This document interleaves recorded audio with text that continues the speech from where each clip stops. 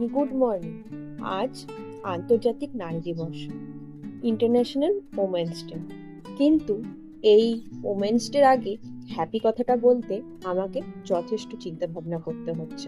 এই 2025-এ দাঁড়িয়েও আমরা নারীরা তথা নারী পুরুষ নির্বিশেষে এই সামাজিক ব্যাধি শিকার হই না।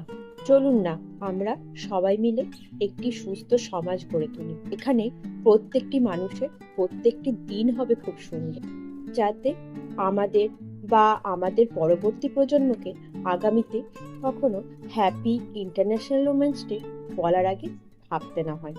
আমরা সবাই একটি সুন্দর সুস্থ সমাজে বাঁচতে পারি।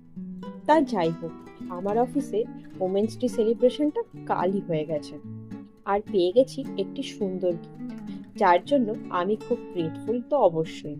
চলুন দেখে নিই আজকে আমার ব্রেকফাস্টে কি আছে। ব্রেকফাস্টে আমি আজকে খেয়ে নিয়েছি পরোটা, আলু, গাজর এবং মটরশুঁটি দিয়ে তৈরি একটি আর গুড়ের রসগোল্লা।